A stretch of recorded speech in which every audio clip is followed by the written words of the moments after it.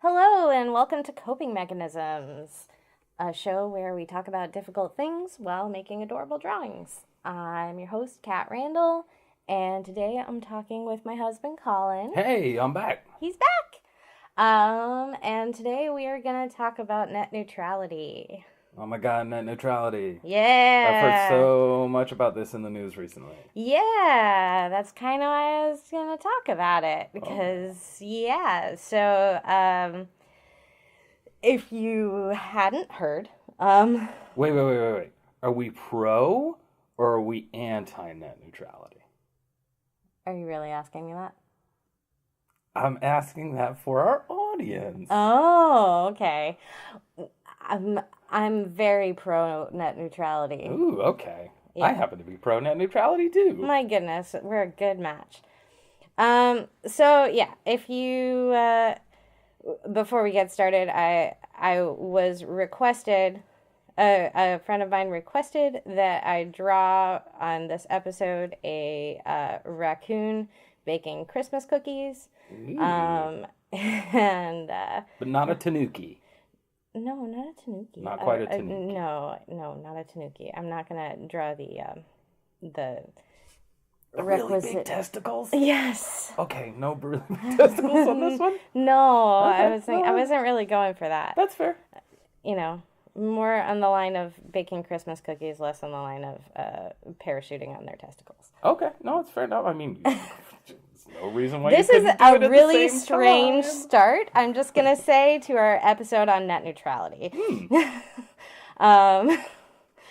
Anyhow, so if you had not heard, the FCC just voted in a 3-2 vote to deregulate internet service providers. Right, so it takes internet service providers. They used to be protected under Title II, right? And that was back in 2015. And now it removes that statute. So it's no longer protected as sort of a public telecommunications entity. Yes. It really, it treats ISPs that way. Yes. So why I, am personally, I'm very interested in talking about political things, because this is a political subject right now. In terms of the personal, in terms of like how they actually affect human beings.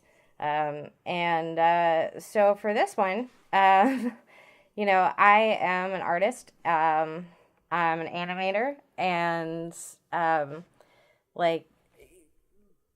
basically we already kind of touched on this in the arts funding episode. But it's really hard to find a living wage paying job in the brick and mortar sort of arts industry in this country. And so I am doing this and doing other things on the internet. I'm trying to build my internet presence so that I can work as an independent artist. Right. So just for clarity, the brick and mortar artist industry you're talking about would be like I'm an animator. People ask me all the time, "Oh, are you going to go to Pixar?" Right. So you'd be working at Pixar. So there are only specifically in animation, there are only two companies in the United States that do their own in-house animation. And that is Disney, Disney Pixar, and DreamWorks. And so if you don't get a job there, then you don't get to animate unless you animate online. Right. That's depressing. Yeah. If you don't get a job there, the most that you will get to do is storyboard or illustrate or do concept work. Yeah. Which is all great and good, but it's not what I studied and it's not what I love. Yeah. Anyhow, so I am not by any means alone as an artist, as a creator, saying, the internet and the independent model, the gig economy, is a better bet for my career. It's a better system to enter into. It offers me more. And basically, all of those artists, all of those creators, everybody who sells on Etsy, everybody who has, you know, a website that they started up that sells a particular thing, all these little independent run internet businesses are going to lose the infrastructure that allows them to be successful. Right. Basically. And that's because, you know, like, platforms on the internet have already kind of done this to a certain extent with competing algorithms. So, like, Facebook has an algorithm, right? And that algorithm tells you, decides what content you see on your feed, what things get shared, what things get viewed. Prioritize. Yeah, it prioritizes certain sort of posts. And Facebook is trying to consolidate the type of posts that get shared on their platform to prioritizing only Facebook posts, right? So videos shared on Facebook get viewed, whereas the videos shared on Facebook that are links to YouTube videos don't get shared. As frequently. Or, I mean, yes. I mean, you post them. Yeah. But, like, I can post the same video in two different ways, and the difference is just drastic. Right. So they're trying to keep you in-house. That's why they release Facebook video, right? Yeah. Because they want you to, instead of being a YouTube creator and linking to your YouTube videos, they want you to upload your videos to Facebook video. Yeah. And then share through their platform. So it's a way of keeping people on their website, seeing advertisements that people pay for on Facebook, etc. Yes. Right. And YouTube has already done this in various ways in the way that they change their algorithms. They've changed their algorithms over the years, have change the type of content that you see on YouTube. The reason that I don't animate, that I don't do animated videos on YouTube is because their algorithm changed, and you can, like, it's no longer tenable.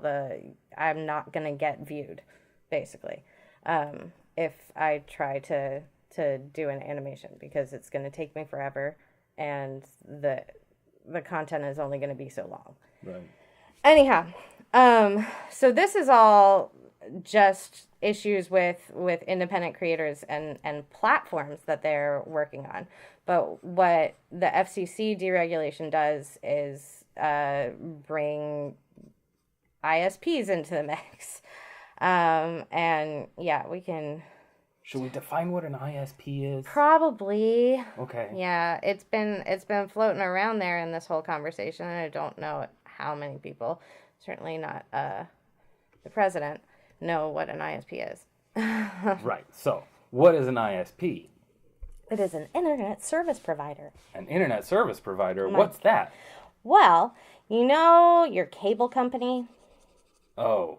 Yeah. Those bad guys? Those bad guys. Yeah. Those guys that are really, really great at jacking up prices and really, really great at consolidating all of their power and influence. All of their customer service is terrible. They're so good. They're and you so try to, like, good when you talk to them. Order service and they almost never come on time. Yeah, but it doesn't matter because who else are you going to call? That's a good point. There are very few internet service providers in some areas. Yeah, it's crazy.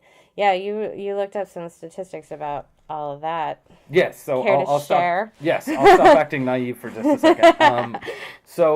I was looking into this and about...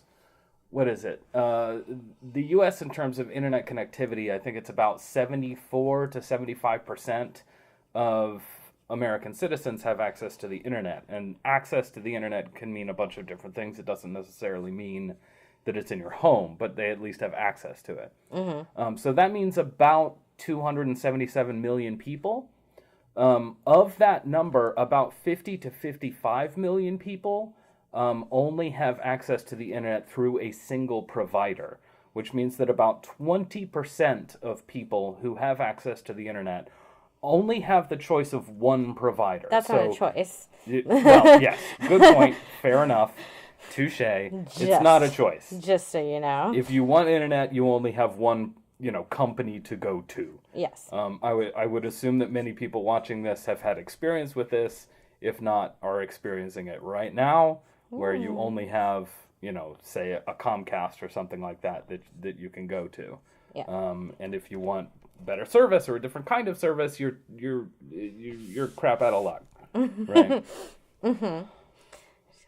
So 20%, that's about 50 to 55 million people can't choose a different provider if they don't like the service they're being provided. Yeah, and okay, this is one of the things, because, Republicans, I'm picking on Republicans. It's not just a partisan issue.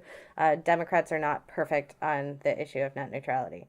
Let's just be, clear about that. Yes. But the sort of fiscal conservative idea of this, it doesn't. Well, I don't even know if it's fiscal conservative. It's more laissez-faire economics, right? Yeah.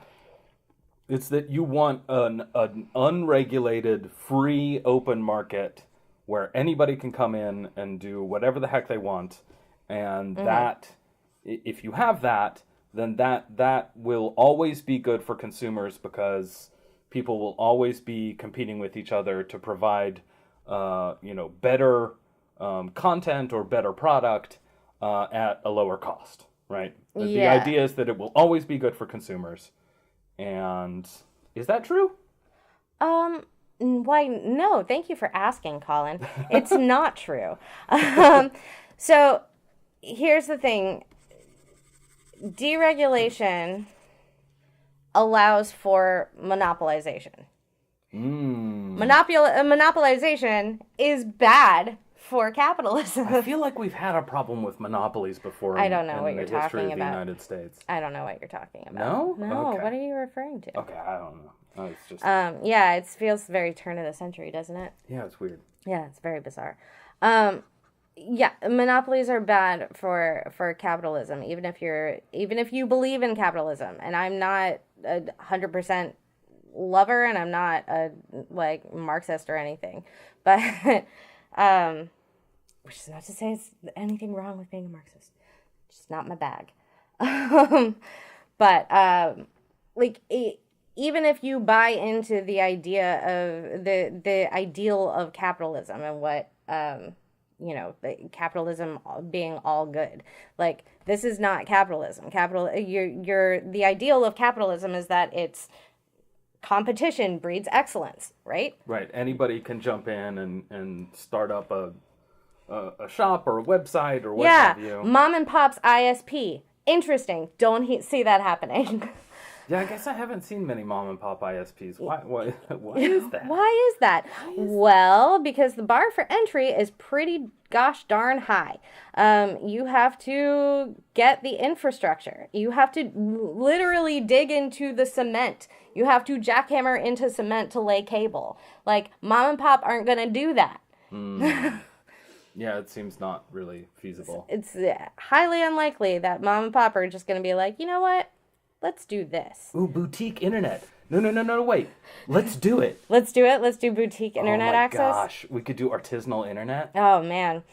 What are we going to craft it out of? Are we going to make our own probably wire? Hemp, I think. Let's make our own wire by hand. Okay. Yeah. And then we'll go out with a jackhammer.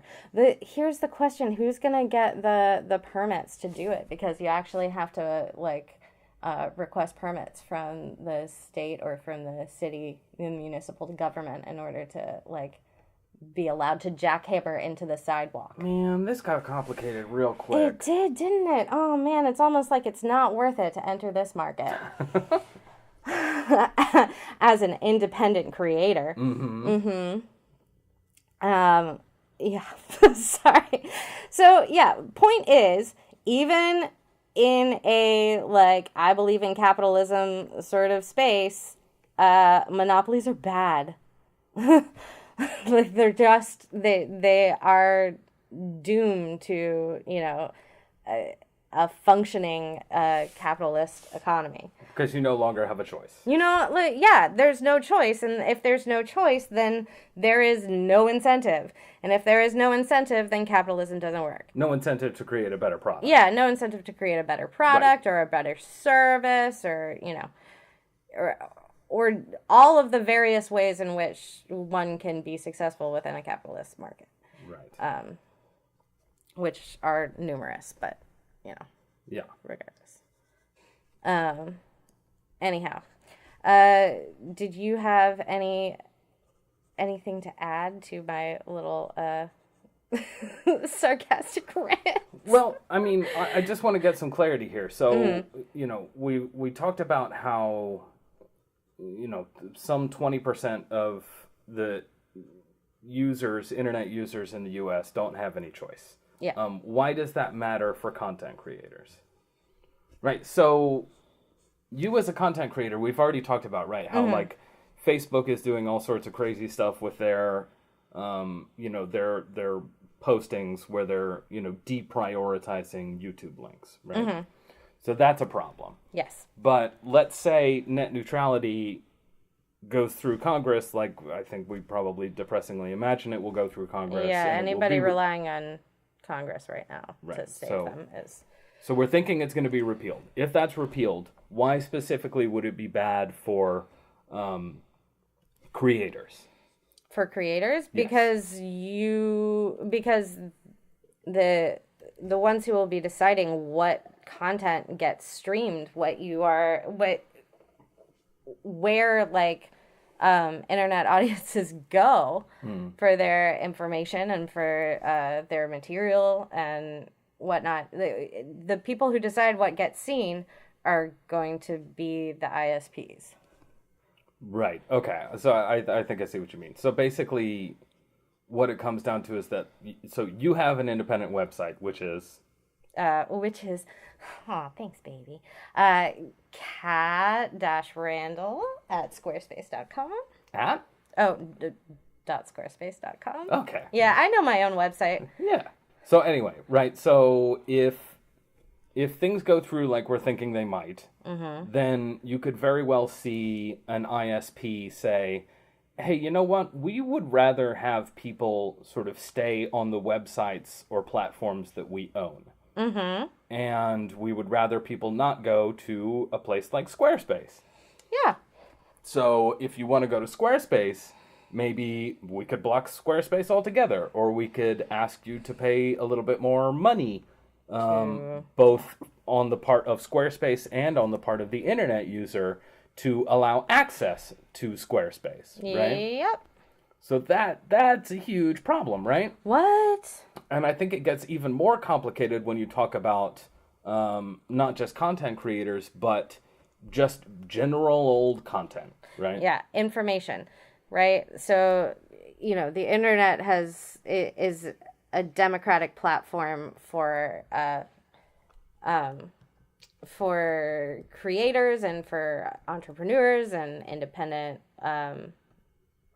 independently operated businesses, right? Yeah, bloggers or independent journalists or whoever. Yeah. Like you can go online, you can create a website, you can tell your friends about it, and people can go to it. Yeah. And there are many ways in which that's good and bad, but ultimately I come down on the side of it that the negatives are far outweighed by the positives. Yeah, okay, so we're talking about information that gets shared, right? So, and this is where it gets into a political realm, right? If say Comcast doesn't want to prioritize, doesn't like the fact that you're calling them names, or suggesting that net neutrality is a good thing, and all of that. But say they don't like what we say on this episode. They have the absolute power to not share it. Right. So without net neutrality regulations, yeah, Comcast could tag any content in favor of net neutrality and say, nope, you don't get to access that content. As an internet user, even though you're paying us to access the internet, we don't like this content, so you're not going to be able to go see it. Yeah. Or they could make you pay an outrageous amount of money to be able to access that content. The same can be said for if I hate the word only ragging on Comcast. I'm sure there are other equally terrible offenders of this. Oh, absolutely. Comcast just has they own almost every like at least one aspect of each part of the supply chain, right? Right. Yes. So they're kind of the most like giant, the biggest giant in the room. Yes. Well, they're all giants. Yes. They're just particularly large. No. So, yeah, it almost looks like veins there. Yeah. Are you doing aroma? Trying to do aroma lines, but... Yeah, if it maybe wafts off to the left a little bit. Over here? Yeah. Yeah. I just wanted it to be going up the nose, but it's okay. Yeah, just don't draw flies, because that would be... Yeah, that means those cookies smell a little bit different than... Hey, it's a trash panda. Oh, wait. It's a trash panda's Christmas cookies. Okay, all right. Well, I mean, it's a little repulsive, but okay. Anyway, all of this is to say, sorry, to get back on track, what I was trying to say is that, so if you have an ISP that pick any controversial sort of political issue, if you have an ISP that doesn't believe in equal protections for LGBTQ people, they could potentially block access to any content. They could say, you can't visit the Human Rights Campaign website because we don't believe in it. We don't think you should access it. They could do the same for any number of controversial, or maybe shouldn't be controversial, social and political issues. Sure. Right? Hot button. Right.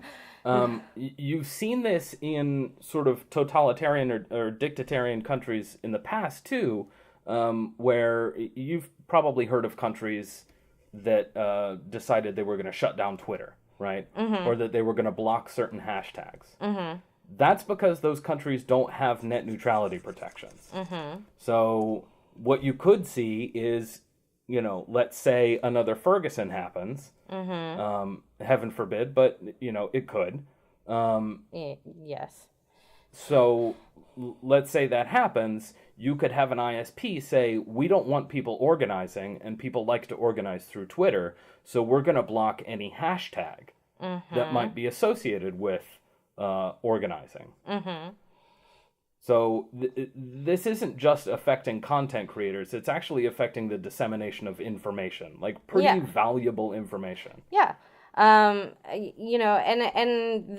Because it can so easily affect the dissemination of information and what information gets shared on, like, to who and where, there is a great likelihood that a lot of people will be affected by this and won't know it.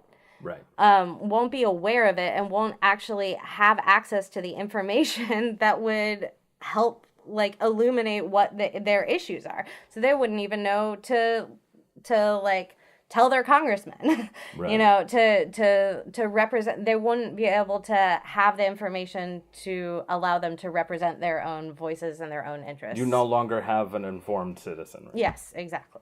Precisely. I love your raccoon. My trash panda Christmas cookies? Yes. It's amazing. Thank you. What's their name? Oh gosh, what is their name? It's now I'm like completely married to the idea of it being a trash panda, and therefore I'm thinking Trash Martha Stewart. Wow. Because of the cookies. Wow. Okay. Can I call it Trash Martha? Sure. I mean, that's a lot of hate thrown at. I love me some Martha. Okay. Nah. All right. Trash Martha. Trash Martha it is. Hey. Hi, Trash Martha. You know what? What? Mr. Alligator sends his love. Don't mock my name. That's a burn from an earlier episode. Oh, it's tragic. I guess I'll have to go listen to the other episodes to figure out what you're talking about. Wow. You're such a shill. I love you. I love you. So yeah, net neutrality is not quite dead, but it's getting there. Call your congresspeople if you care. And I hope that I will be able to continue doing this. And even if it does get repealed, we can always vote in people who are in favor of net neutrality, because they can always legislate and get it back on the docket. Uh-huh. So it's not over. It's not over. Okay.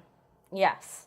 And I'm going to keep trying to do this, and I hope I can just get more and more of an independent business going. Mm-hmm. That's the idea. Anyhow, I'm pretty okay because I'm going to go see Star Wars now. Are we going to go see Star Wars? We're going to go see Star Wars now. Oh my gosh. So, Trash Martha has made me smile, and hopefully Star Wars will too. Awesome. All right. Thanks for joining us. Thanks, everybody. Bye.